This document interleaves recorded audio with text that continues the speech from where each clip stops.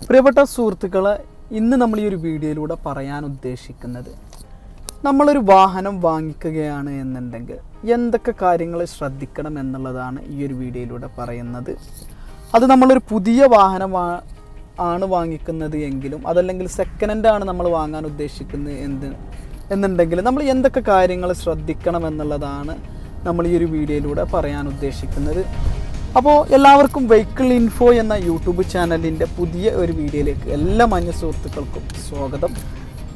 സുഹൃത്തുക്കളെ, നിങ്ങൾ ഇതുവരെയും നമ്മുടെ യൂട്യൂബ് ചാനൽ നിങ്ങൾ സബ്സ്ക്രൈബ് ചെയ്തിട്ടില്ല എങ്കിൽ തീർച്ചയായിട്ടും ഞങ്ങളുടെ യൂട്യൂബ് ചാനൽ നിങ്ങൾ സബ്സ്ക്രൈബ് ചെയ്യുക. തുടർന്ന് കാണിക്കുന്ന ബെല്ലൈക്കണും കൂടെ എനേബിൾ ചെയ്യുക. അപ്പോൾ ഞങ്ങൾ ഏത് സമയത്ത് വീഡിയോ ഇട്ട് കഴിഞ്ഞാലും അതിൻ്റെ ഒരു നോട്ടിഫിക്കേഷൻ നിങ്ങൾക്ക് തത്സമയം ലഭിക്കുന്നതായിരിക്കും. ഞങ്ങൾ വാഹന സംബന്ധമായിട്ടുള്ള വീഡിയോകളാണ് ഈ ഒരു യൂട്യൂബ് ചാനലിലൂടെ പുറത്തുവിടുന്നത്. അപ്പോൾ സുഹൃത്തുക്കൾ, നമ്മൾ എന്തൊക്കെ കാര്യങ്ങളാണ് പുതിയ ഒരു വാഹനം അതല്ലെങ്കിൽ സെക്കൻഡ് ഹാൻഡ് ഒരു വാഹനം വാങ്ങിക്കുകയാണ് എന്നുണ്ടെങ്കിൽ ശ്രദ്ധിക്കേണ്ടതായിട്ടുള്ള കാര്യങ്ങൾ കുറച്ച് പോയിന്റുകൾ മാത്രമാണ് നമ്മൾ ഈ ഒരു വീഡിയോയിലൂടെ പറയുന്നത്. ആദ്യമായിട്ട് നമ്മൾ നോക്കേണ്ടത്, നമുക്കൊരു വാഹനം വാങ്ങിക്കുമ്പോൾ നമ്മളുടെ ബഡ്ജറ്റ് എത്രയാണ് എന്നുള്ളത് നമ്മൾ ആദ്യം കണക്കാക്കുക.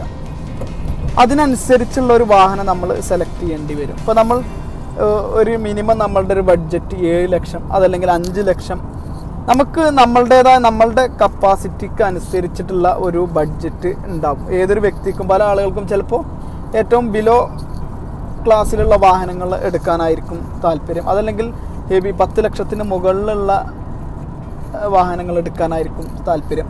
അതിൽ തന്നെ ചില ആളുകൾക്ക് ചിലപ്പോൾ കോമ്പാക്റ്റ് SUV എടുക്കാൻ താല്പര്യം ഉണ്ടാവും, അല്ലെങ്കിൽ സെഡാൻ മോഡൽ വാഹനങ്ങൾ എടുക്കാൻ താല്പര്യം ഉണ്ടാവും. അത് ഓരോരുത്തർക്കും ഓരോ ആഗ്രഹങ്ങളായിരിക്കും, അതല്ലെങ്കിൽ ഓരോ ആളുകൾക്കും വ്യത്യസ്തമായിട്ടുള്ള ആഗ്രഹങ്ങളായിരിക്കും നമുക്ക് എത്തരത്തിലുള്ള വാഹനങ്ങൾ വാങ്ങിക്കണം എന്നുള്ളത്.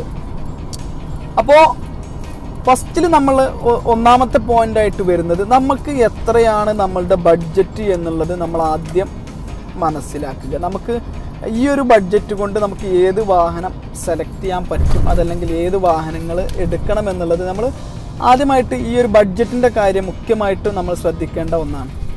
പിന്നെ രണ്ടാമതായിട്ടുള്ളൊരു കാര്യം എന്നുള്ളത് നമ്മളുടെ ഈ എടുക്കാൻ പോകുന്ന വാഹനം നമുക്ക് ഏത് തരത്തിലുള്ള യൂസേജ് ആണ് എന്നുണ്ട്. നമ്മളിപ്പോൾ ഒരു ഫാമിലി പർപ്പസിനാണ്, നമ്മൾ ഫാമിലി ആയിട്ട് ഉപയോഗിക്കാനാണ് എന്നുണ്ടെങ്കിൽ ഇപ്പോൾ നമ്മളുടെ ഫാമിലി കപ്പാസിറ്റി, ഇപ്പോൾ നമ്മൾ ചെറിയൊരു കുടുംബമാണ് എന്നുണ്ടെങ്കിൽ ചിലപ്പോൾ ഒരു അച്ഛനും അമ്മയും മക്കളും ഒരു ചെറിയൊരു കുടുംബം, 4 പേരടങ്ങുന്ന ഒരു ഫാമിലി, അതല്ലെങ്കിൽ ഒരു വലിയ കുടുംബം, ഒരു ഗ്രാൻഡ് മദർ അവരെ മക്കൾ, ഒരു ചെറിയ ഫാമിലി അല്ല എന്നൊരു അത്യാവശ്യം 7-8 മെമ്പേഴ്സൊക്കെ അടങ്ങുന്ന ഫാമിലി ഒക്കെ ഉള്ള ആളുകളൊക്കെ ആണെന്നുണ്ടെങ്കിൽ ആ ഫാമിലി മെമ്പേഴ്സിനെ കണക്കാക്കിക്കൊണ്ട് വാഹനം എടുക്കാൻ വേണ്ടി ശ്രമിക്കുക.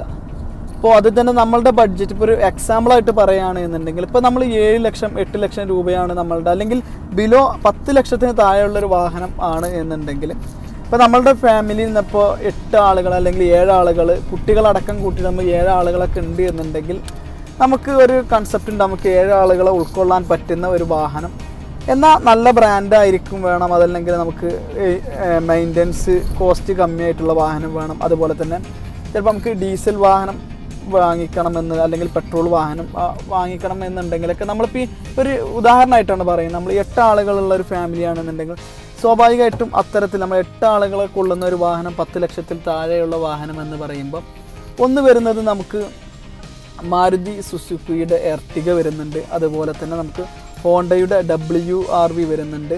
അങ്ങനെ ഓരോ കമ്പനിയുടെ വ്യത്യസ്തമായിട്ടുള്ള മോഡലുകൾ നമുക്ക് ഈ ഒരു സെഗ്മെൻറ്റിൽ വരുന്നുണ്ട്. അപ്പോൾ അത്തരത്തിലുള്ള കാര്യങ്ങൾ നമ്മൾ ആദ്യം ശ്രദ്ധിക്കുക. നമ്മളുടെ ഫാമിലി മെമ്പേഴ്സ് എത്രയാണ്.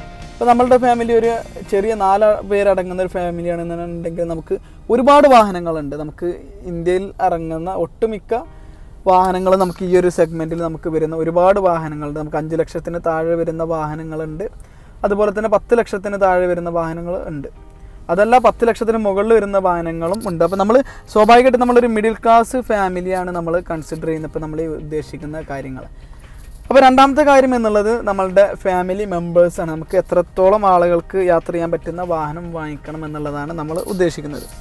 പിന്നെ മൂന്നാമതായിട്ട് പറയുന്ന ഒരു കാര്യം എന്നുള്ളത് ബ്രാൻഡാണ്. നമ്മൾ ഏത് ബ്രാൻഡ് എടുക്കണം എന്നുള്ളതും കൂടെ നമ്മൾ ഒരു മുൻ ധാരണയോടെ തന്നെ നമ്മൾ ആ ഒരു വാഹനമായിട്ട് നമ്മൾ കൺസിഡർ ചെയ്യുക. ഇപ്പോൾ നമ്മളൊരു ഉദാഹരണം, നമുക്ക് പല ആളുകൾക്കും ഇപ്പോൾ നമ്മൾ കേരളത്തിൽ അല്ലെങ്കിൽ ഇന്ത്യയിൽ തന്നെ ഏറ്റവും കൂടുതൽ വിറ്റഴിക്കുന്ന ഒരു ബ്രാൻഡാണ് മാരുതി സുസുക്കിയുടെ ബ്രാൻഡ്. അതിൽ തന്നെ ഓൾട്ടോ വിറ്റ് പോകുന്നുണ്ട്. അതുപോലെ തന്നെ ഏകദേശം മാരുതിയുടെ എല്ലാ വാഹനങ്ങൾക്കും അത്യാവശ്യം സെയിൽ ഉണ്ട് എന്ന് തന്നെ പറയാം.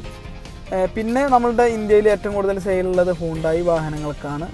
ഇപ്പോൾ ടാറ്റയും മറ്റു ഒരുപാട് ബ്രാൻഡുകൾ ഇവരോട് മത്സരിച്ച് നല്ല രീതിയിലുള്ള ഒരു മുന്നേറ്റം കാഴ്ചവെക്കുന്നുണ്ട് എന്നുള്ളത് നമുക്ക് പറയാതിരിക്കാൻ സാധിക്കില്ല. അപ്പോൾ നിങ്ങൾ ഏത് വാഹനമാണ് നിങ്ങൾക്ക് താല്പര്യം എന്നുണ്ടെങ്കിൽ ആ ഒരു വാഹനത്തിൻ്റെ കൂടുതലായിട്ട് കൺസിഡർ ചെയ്യുക. അപ്പോൾ നിങ്ങൾ ഹോണ്ടയാണോ അല്ലെങ്കിൽ വോൾസ് വാഗൻ്റെ വാഹനമാണ്, ഏതാണ് നിങ്ങളൊരു ബ്രാൻഡും കൂടെ മുഖ്യമായിട്ട് നിങ്ങൾ കണ്ടെത്തുക. പിന്നെ നമ്മൾ ഈ ബ്രാൻഡ് കണ്ടെത്തുമ്പോൾ നമ്മൾ ഒരുപാട് കാര്യങ്ങൾ അതിൽ സെലക്ട് ചെയ്യാനുണ്ട്. നമ്മൾ ബ്രാൻഡ് സെലക്ട് ചെയ്യുമ്പോൾ നമ്മൾ ഒന്നാമത് കൺസിഡർ ചെയ്യേണ്ടത് നമുക്ക് മെയിൻ്റെനൻസ് കോസ്റ്റാണ്. നമ്മൾ ഈ ഒരു വാഹനം എടുത്തു കഴിഞ്ഞാൽ നമുക്ക് എത്രത്തോളം ഇതിന് മെയിൻ്റെനൻസ്, നമ്മൾ ഈ ഒരു വാഹനം എന്തായാലും ഏത് കമ്പനിയുടെ വാഹനം എടുത്താലും നമുക്കൊരു മെയിൻ്റെനൻസ് കോസ്റ്റ് വരും. അത് നമുക്ക് ചില വാഹനങ്ങൾക്ക് ചിലപ്പോൾ ഹെവി ആയിരിക്കും, പാർട്സിന് നല്ല റേറ്റുകൾ വരുന്ന വാഹനങ്ങളുണ്ട്. അതല്ല ചിലപ്പോൾ പറ്റ ചീപ്പായിട്ടുള്ള പാർട്സുകൾ വരുന്ന വാഹനം, മാരുതിയുടെ ഒക്കെ പ്രത്യേകിച്ച് മറ്റ് വാഹനങ്ങളൊക്കെ കമ്പാരിസൺ ചെയ്യുമ്പോൾ മാരുതിയുടെ പാർട്സുകൾക്കും മെയിൻ്റെനൻസ് കോസ്റ്റൊക്കെ വളരെ കമ്മിയാണ് എന്നാണ് എൻ്റെ ഒരു അഭിപ്രായത്തിലുള്ളത്. മറ്റ് വാഹനങ്ങളൊക്കെ ഞാൻ ഉപയോഗിച്ചിട്ടുണ്ട്, എന്നിരുന്നാലും മാരുതിയുടെ വാഹനങ്ങൾക്ക് പൊതുവെ പാർട്സുകൾക്ക് അതുപോലെ തന്നെ പാർട്സുകൾക്കും മെയിൻ്റെനൻസ് കോസ്റ്റും വളരെ കമ്മിയാണ് എന്നാണ് എൻ്റെ ഒരു വ്യക്തിപരമായ അഭിപ്രായം. പിന്നെ നമ്മളൊന്ന് നോക്കേണ്ടത് നമ്മൾ സേഫ്റ്റിയുടെ കാര്യമാണ്. നമ്മൾ ഈ ഒരു വാഹനം ഏത് ബ്രാൻഡാണ് സെലക്ട് ചെയ്യുന്നത്, അതിൽ ഏത് വാഹനമാണ് സെലക്ട് ചെയ്യുന്നതെങ്കിൽ അതിൽ എത്രത്തോളം കമ്പനി സേഫ്റ്റി നൽകുന്നുണ്ട് എന്നുള്ളൊരു കാര്യം കൂടെ നമ്മൾ കൺസിഡർ ചെയ്യുക. നമ്മളിപ്പോൾ ഒരുപാട് എയർ ബാഗുകളും അത്തരത്തിലുള്ള വാഹനങ്ങളൊക്കെ എടുക്കാൻ വേണ്ടി ശ്രദ്ധിക്കുക. അതുമാതിരി ABS വിത്ത് EBD ഒക്കെ വരുന്ന വാഹനങ്ങൾ എടുക്കുക.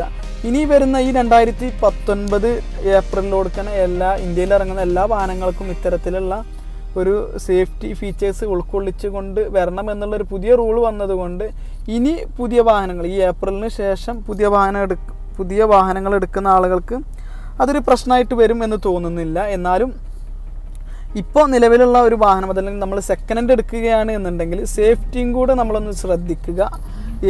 മാക്സിമം നമ്മൾ ഏറ്റവും ബേസ് മോഡലൊക്കെ എടുക്കാതെ അല്ലെങ്കിൽ ഒരു എയർ ബാഗും അല്ലെങ്കിൽ ABS ഒക്കെ ഉള്ള വാഹനങ്ങൾ എടുക്കാൻ വേണ്ടി ശ്രദ്ധിക്കുക എന്നുള്ളതും കൂടെ പറയുന്നു. പിന്നെ അതുപോലെ തന്നെ നമ്മൾ ഏറ്റവും ഇമ്പോർട്ടൻ്റ് ആയിട്ടുള്ളൊരു കാര്യം എന്നുള്ളത് പിന്നെ മറ്റൊരു പോയിൻ്റാണ് നമ്മൾ റീസെയിൽ വാല്യൂ. നമ്മൾ ഈ ഒരു വാഹനം എടുത്തു കഴിഞ്ഞാൽ ഏതൊരാളും ഒരു വാഹനം എടുത്തു കഴിഞ്ഞാൽ അത് സ്വാഭാവികമായിട്ടും ആ ഒരു വാഹനം വിൽക്കും എന്നുള്ള കാര്യത്തിൽ നമുക്ക് യാതൊരു സംശയമില്ല. കാരണം നമ്മൾ പല ആളുകളും പറയും നമ്മൾ റീസെയിൽ വാല്യൂ ഇപ്പോൾ കണക്കാക്കുന്നില്ല, നമുക്കിപ്പോൾ മറ്റുള്ള സേഫ്റ്റിയും കാര്യങ്ങളൊക്കെയാണ് ആവശ്യമെന്ന് പറഞ്ഞു കഴിഞ്ഞാൽ ഏതൊരാൾ അത്തരത്തിലുള്ളൊരു നിലപാട് എടുത്തു കഴിഞ്ഞാലും സ്വാഭാവികമായിട്ടും നമ്മൾ ഒരു 10 വർഷം അതല്ലെങ്കിൽ ചിലപ്പോൾ ഒരു ലക്ഷം നമ്മൾ മാക്സിമം മലയാളികളൊക്കെ സംബന്ധിച്ച് നോക്കുമ്പോൾ അല്ലെങ്കിൽ കേരളത്തിലുള്ളൊരു വാഹനങ്ങളൊക്കെ സംബന്ധിച്ച് നോക്കുമ്പോൾ മാക്സിമം പോയാൽ 1 ലക്ഷം അതല്ലെങ്കിൽ 1.30 ഈ ഒരു റേഞ്ചിലായിരിക്കും മാക്സിമം ഓടുക. ഏറ്റവും കൂടുതൽ ഓടുന്നത് 1 ലക്ഷത്തിന് താഴെ ആയിരിക്കും. അത് ഈ 10 വർഷത്തിലൊക്കെ കുറഞ്ഞ ഓട്ടം ഓടുന്ന ആളുകളൊക്കെയാണ് നമ്മളുടെ കേരളത്തിലുള്ള ഒട്ടുമിക്ക വാഹനങ്ങളുടെ ആളുകളും. അപ്പോൾ നമ്മൾ ഈ ഒരു കാര്യം നമ്മൾ എന്ത് വന്നു കഴിഞ്ഞാലും അതല്ലെങ്കിൽ ഒരു ഭാവിയിൽ ഒരു 10 വർഷം കഴിഞ്ഞാലും നമ്മൾ ഈ ഒരു വാഹനം വിൽക്കും എന്നുള്ളൊരു കണ്ടീഷൻ നമ്മൾ മനസ്സിൽ കണ്ടെത്തണം. കാരണം എന്താ വെച്ച് കഴിഞ്ഞാൽ നമ്മളിപ്പോൾ ഒരു 10 വർഷം കഴിഞ്ഞാലും നമ്മൾ ഈ ഒരു വാഹനം വിൽക്കുമ്പോൾ നമ്മളിപ്പോൾ ഒരു 10 ലക്ഷത്തിൻ്റെ വാഹനം വിറ്റ് കഴിഞ്ഞാൽ നമുക്കൊരു മാക്സിമം നമുക്കൊരു നമ്മൾ ഈ 10 വർഷം കഴിഞ്ഞ് നമ്മൾ പുതിയൊരു വാഹനം എടുക്കുമ്പോൾ നമുക്ക് അതിൽ ബേസ് പേയ്മെൻറ്റ് കൊടുക്കുകയാണെങ്കിലും ഈ ഒരു വാഹനം കൊടുക്കുമ്പോൾ നമുക്ക് സാധിക്കണം. അത്തരത്തിലുള്ള ഒരു വാഹനങ്ങൾ എടുക്കാൻ വേണ്ടി ശ്രമിക്കുക. മാക്സിമം റീസെയിൽ വാല്യൂ ഉള്ള വാഹനങ്ങൾ എടുക്കാൻ വേണ്ടി ശ്രമിക്കുക എന്നുള്ളതാണ് ഒരു പ്രത്യേകമായിട്ടുള്ളൊരു പോയിന്റ്. പിന്നെ വേറൊരു കാര്യം എന്നുള്ളത് നമ്മൾ പറയാൻ ഉദ്ദേശിക്കുന്നത് നമ്മൾ എടുക്കുന്ന എൻജിൻ അത് നമ്മൾ ഉദ്ദേശിക്കുന്നത് നമ്മൾ പെട്രോൾ എൻജിൻ അതല്ലെങ്കിൽ ഡീസൽ എൻജിനാണ് എന്നുള്ള കാര്യം കൂടെ ഒന്ന് ഫിക്സ് ചെയ്യാം. നമുക്ക് എത്രത്തോളം ഓട്ടം അല്ലെങ്കിൽ വണ്ടി നമ്മളുടെ ഒരു വാഹനം നമ്മൾ എടുക്കാൻ പോകുന്ന വാഹനം എത്രത്തോളം നമുക്ക് ഓടേണ്ടതായിട്ടുണ്ട് അല്ലെങ്കിൽ നമ്മൾ സ്ഥിരമായിട്ട് ഓടുന്ന ആളാണോ അതല്ലെങ്കിൽ നമ്മൾ പ്രവാസികളൊക്കെ ആയിട്ടുള്ള ആളുകളാണ് എന്നുണ്ടെങ്കിൽ ചിലപ്പോൾ നമ്മൾ വാഹനം എടുത്തിട്ട് പിന്നെ കൂടുതൽ ഓടാതെ വീട്ടിൽ തന്നെ ഇട്ട് പോകുന്ന ആളുകളൊക്കെ ഉണ്ട്. അപ്പോൾ അത്തരത്തിലുള്ള ആളുകളൊക്കെ മാക്സിമം ശ്രദ്ധിക്കുക. നമ്മൾ എടുക്കുന്ന വാഹനങ്ങൾ മാക്സിമം നമുക്ക് അനുയോജ്യമായിട്ടുള്ള വാഹനങ്ങൾ എടുക്കാൻ വേണ്ടി ശ്രമിക്കുക. ഇപ്പോൾ മുഖ്യമായിട്ടും നമ്മളുടെ ഈ നാട്ടിലുള്ള പെട്രോളിൻ്റെയും ഡീസലിൻ്റെയൊക്കെ വില വർധനവിനനുസരിച്ച് നമുക്ക് നമ്മൾ എടുക്കുന്ന വാഹനങ്ങൾ നമുക്ക് മാക്സിമം ഓട്ടം ഉള്ള വാഹനങ്ങൾ എടുക്കാൻ വേണ്ടി ശ്രമിക്കുക എന്നുള്ളതാണ്. അതിപ്പോൾ നമ്മളിപ്പോൾ ഡീസൽ വാഹനങ്ങൾ എടുക്കുകയാണ് എന്നുണ്ടെങ്കിൽ സ്വാഭാവികമായിട്ടും നമുക്ക് പെട്രോൾ വാഹനത്തെക്കാളും ചെറിയൊരു തോതിലുള്ള ഒരു വില വർധനവ് നമുക്ക് സ്വാഭാവികമാണ്. നമുക്ക് ഏകദേശം പുതിയ വാഹനങ്ങളാണ് 1 ലക്ഷത്തോളം ഡിഫറൻസ്, ആ സെയിം വേരിയൻറ്റിന് നമുക്ക് 1 ലക്ഷത്തോളം ഡിഫറൻസ് വരുന്നുണ്ട്. ഇപ്പോൾ ഉദാഹരണത്തിന് നമ്മൾ ZDI പ്ലസ്, മാരുതിയുടെ ZDI പ്ലസും LDI പ്ലസും അല്ലെ LXI പ്ലസും വരുന്നത് പോലെ തന്നെയാണ്. അത് ഏകദേശം 1 ലക്ഷത്തോളം രൂപ വരുന്നുണ്ട്. പക്ഷേ ഈ 2 വേരിയൻറ്റുകളും പെട്രോളിൽ ടോപ്പ് എൻഡും അതുപോലെ തന്നെ ഡീസലിലും ടോപ്പ് എൻഡ് വരുന്ന വാഹനങ്ങളാണ്. അപ്പോൾ ഈ 2 വാഹനങ്ങൾക്കും നമുക്ക് സെയിം ബെനിഫിറ്റും കാര്യങ്ങളും, പക്ഷേ എൻജിനിലുള്ള ഒരു മാറ്റങ്ങൾ മാത്രം, അല്ലെങ്കിൽ നമ്മൾ അടിക്കുന്ന പെട്രോളോ അല്ലെങ്കിൽ ഡീസൽ എന്നുള്ളതിൽ മാത്രമാണ് വരുന്നത്. പിന്നെ മുഖ്യമായിട്ടും അടുത്തൊരു പോയിന്റ് എന്നുള്ളത് നമ്മൾ മാക്സിമം മൈലേജ് ഉള്ള വാഹനം എടുക്കാൻ വേണ്ടി ശ്രദ്ധിക്കുക എന്നുള്ളതാണ്. ഇപ്പോൾ നമ്മൾ മറ്റുള്ള കാര്യങ്ങളൊക്കെ നോക്കുമ്പോൾ നമുക്ക് ഏകദേശം ഒരു ഡീസൽ പെട്രോളിനൊക്കെ നമുക്ക് 15-16 മൈലേജ് കിട്ടുന്ന വാഹനങ്ങളൊക്കെയാണ് വിപണിയിലുള്ളത്. നമ്മൾ കുറഞ്ഞ പൈസൻ്റെ ഡിഫറൻസ് നോക്കാതെ നമുക്ക് അത്യാവശ്യം ഓട്ടമുണ്ട് എന്നുണ്ടെങ്കിൽ മാക്സിമം മൈലേജ് ഉള്ള വാഹനങ്ങൾ എടുക്കുക. നമുക്ക് ഈ ഒരു വാഹനം ഓട്ടമുണ്ട് എന്നുണ്ടെങ്കിൽ, നമ്മൾ വീട്ടിൽ നിർത്തിടാനാണ് എന്നുണ്ടെങ്കിൽ നമുക്ക് പെട്രോൾ വാഹനങ്ങൾ എടുക്കാൻ വേണ്ടി ശ്രമിക്കുക. അത്യാവശ്യം ഓട്ടമുള്ള ആളുകളാണെന്നുണ്ടെങ്കിൽ തീർച്ചയായിട്ടും ഡീസൽ വാഹനങ്ങൾ എടുക്കാൻ വേണ്ടി ശ്രദ്ധിക്കുക എന്നുള്ളതാണ് നമുക്ക് പറയാനുള്ളത്. അപ്പോൾ ഡീസൽ വാഹനങ്ങളാണ് എന്നുണ്ടെങ്കിൽ അത്യാവശ്യം മൈലേജുള്ള വാഹനങ്ങൾ എടുക്കാൻ വേണ്ടി ശ്രദ്ധിക്കുക. പിന്നെ നമ്മൾ പറയാൻ ഉദ്ദേശിക്കുന്നത് മറ്റൊരു കാര്യം എന്നുള്ളത്, നമ്മളിപ്പോൾ ഈ ചില ആളുകളൊക്കെ കണക്കാക്കുന്ന ഒരു കാര്യമുണ്ട്, നമുക്ക് മാക്സിമം പവർ അല്ലെങ്കിൽ മുഖ്യമായിട്ടും നമുക്ക് ടോർക്ക് കാര്യങ്ങളൊക്കെ, അതൊന്നും നമ്മൾ ശ്രദ്ധിക്കണ്ട എന്നല്ല പറയണം, പക്ഷേ ശ്രദ്ധിക്കണം. എന്നിരുന്നാലും നമ്മളുടെ ഇന്ത്യൻ കണ്ടീഷൻ നോക്കുക. നമ്മളുടെ ഇന്ത്യയിൽ നമുക്കൊരു മാക്സിമം ഈ സ്പീഡ് നമുക്ക് പോകാൻ പറ്റിയാൽ തന്നെ 70 അല്ലെങ്കിൽ 80, 90 ഈ ഒരു റേഞ്ചിൻ്റെ മുകളിലോട്ട് അപൂർവങ്ങളിൽ നമുക്ക് ഓടിക്കാൻ പറ്റുള്ളൂ. അത് ഓടിച്ചാൽ തന്നെ നമ്മളുടെ കൺട്രോളൊക്കെ നമ്മളുടെ കയ്യിൽ നിന്ന് മിസ്സാകുന്ന രൂപത്തിലായിരിക്കും. അപ്പോൾ ഈ 80 km/h നമുക്ക് പോകാൻ, അല്ലെങ്കിൽ 80 സ്പീഡ് പോകാൻ നമ്മൾക്ക് ഇത്തരത്തിലുള്ള പവറുള്ള വാഹനങ്ങളൊക്കെ എടുത്തു കഴിഞ്ഞാൽ, നമ്മൾ ഈ ഒരു 80 കിലോമീറ്റർ നമ്മളൊരു 100 മീറ്റർ പോകുമ്പോഴത്തേന് നമുക്ക് ഈ ഒരു സ്പീഡ് ഡൗൺ ചെയ്യേണ്ട ഒരു അവസ്ഥ നമുക്ക് ഇന്ത്യൻ കണ്ടീഷനിൽ വരാറുണ്ട്. അല്ലെങ്കിൽ നമ്മുടെ കേരളത്തിലെ റോഡുകളുടെ ഒക്കെ അവസ്ഥയിൽ നമുക്ക് ഇത്തരത്തിലുള്ള ഒരു മാക്സിമം സ്പീഡ് നമുക്ക് കണ്ടെത്താൻ സാധിക്കില്ല എന്നുള്ളതാണ്. അപ്പോൾ ആ ഒരു കാര്യം മുഖ്യമായിട്ട് നിങ്ങൾ ശ്രദ്ധിക്കുക. നമ്മൾ വലിയ പവറും കാര്യങ്ങളൊക്കെ ഉള്ള വാഹനങ്ങൾ എടുത്തിട്ട് നമുക്ക് ഈ ഒരു പവറും കാര്യങ്ങളും നമുക്ക് ഉപയോഗിക്കാൻ സാധിക്കാതെ, നമ്മൾ അത്തരത്തിലുള്ള ഒരുപാട് പൈസകൾ മുടക്കിയിട്ട് അത്തരത്തിലുള്ള വാഹനങ്ങൾ എടുക്കാതെ നമുക്ക് മാക്സിമം യൂട്ടിലൈസ് ഉള്ള വാഹനങ്ങൾ എടുക്കുക. നമുക്ക് ചെറിയ പവറും കാര്യങ്ങളൊക്കെയാണ് എന്നുണ്ടെങ്കിലും നമുക്ക് ഈ ഒരു വാഹനം നമ്മൾ എന്ത് ചെയ്യുക, മാക്സിമം നമുക്ക് ഉപയോഗിക്കുന്ന രീതിയിൽ ആക്കാൻ വേണ്ടി ശ്രദ്ധിക്കുക. അപ്പോൾ അത്തരത്തിലുള്ള വാഹനങ്ങൾ എടുക്കാൻ വേണ്ടിയിട്ട് എല്ലാവരും ശ്രദ്ധിക്കുക. അപ്പോൾ ഇത്രയൊക്കെയാണ് നമ്മളൊരു പുതിയ വാഹനം എടുക്കുമ്പോൾ നമ്മൾ ആദ്യമായിട്ട്, അല്ലെങ്കിൽ നമ്മൾ പുതിയ വാഹനം എടുക്കുമ്പോൾ ചിന്തിക്കേണ്ടത്, അല്ലെങ്കിൽ നമ്മൾ സെക്കൻഡ് ഹാൻഡ് വാഹനങ്ങൾ എടുക്കുമ്പോൾ ചിന്തിക്കേണ്ടതായിട്ടുള്ള ഫസ്റ്റിലുള്ള കാര്യങ്ങൾ എന്നുള്ള ബേസ് കാര്യങ്ങൾ ഇത്തരത്തിലുള്ള കാര്യങ്ങളാണ്. പിന്നെ നമ്മൾ സെക്കൻഡ് ഹാൻഡ് വാഹനങ്ങളാണ് എടുക്കുന്നത് എങ്കിൽ ഒരുപാട് കാര്യങ്ങൾ നമ്മൾ വീണ്ടും ശ്രദ്ധിക്കാനുണ്ട്. വാഹനത്തിൻ്റെ മറ്റ് ഒട്ടനേകം കാര്യങ്ങൾ നമ്മൾ ഇമ്പോർട്ടൻ്റ് ആയിട്ട് ശ്രദ്ധിക്കേണ്ട ബാഹ്യമായിട്ടുള്ള കാര്യങ്ങൾ ഇവയാണ് എന്നുണ്ടെങ്കിലും, സെക്കൻഡ് ഹാൻഡ് വാഹനങ്ങളാണ് എടുക്കുന്നതെങ്കിൽ മറ്റ് ഒരുപാട് കാര്യങ്ങൾ ശ്രദ്ധിക്കാനുണ്ട്. പുതിയ വാഹനങ്ങളാണ് എന്നുണ്ടെങ്കിലും നമ്മൾ ബേസിക് ആയിട്ടുള്ള കാര്യങ്ങൾ, ഇത്തരത്തിലുള്ള കാര്യങ്ങൾ ശ്രദ്ധിക്കുക എന്നുള്ളതാണ് നമ്മൾ ഈ ഒരു വീഡിയോയിലൂടെ പറഞ്ഞിട്ടുള്ളത്. അപ്പോൾ നിങ്ങൾക്ക് ഈ ഒരു വീഡിയോ ഇഷ്ടപ്പെട്ടുവെങ്കിൽ തീർച്ചയായിട്ടും ഞങ്ങളുടെ വീഡിയോ നിങ്ങൾ ഷെയർ ചെയ്യുക, നിങ്ങളുടെ കൂട്ടുകാരിലേക്ക് കൂടെ എത്തിക്കുക. ആരെങ്കിലും പുതിയ വാഹനങ്ങൾ എടുക്കാൻ ഉദ്ദേശിക്കുന്നുണ്ട് എങ്കിൽ അവർക്കൊക്കെ നിങ്ങൾ ഷെയർ ചെയ്യുക. അപ്പോൾ നിങ്ങൾക്ക് ഈ ഒരു വീഡിയോ ഇഷ്ടപ്പെട്ടെങ്കിൽ തീർച്ചയായും ലൈക്ക് ചെയ്യുക. ഞങ്ങളുടെ യൂട്യൂബ് ചാനൽ നിങ്ങൾ സബ്സ്ക്രൈബ് ചെയ്യുക. തുടർന്ന് വരുന്ന ബെല്ലൈക്കണും കൂടെ എനേബിൾ ചെയ്യുക. ഞങ്ങൾ വാഹന സംബന്ധമായിട്ടുള്ള വീഡിയോകളാണ് ഈ ഒരു യൂട്യൂബ് ചാനലിലൂടെ പുറത്തുവിടുന്നത്. അപ്പോൾ നമുക്ക് മറ്റൊരു വീഡിയോ ആയിട്ട് മറ്റൊരു ദിവസം കാണാം. നന്ദി, നമസ്കാരം.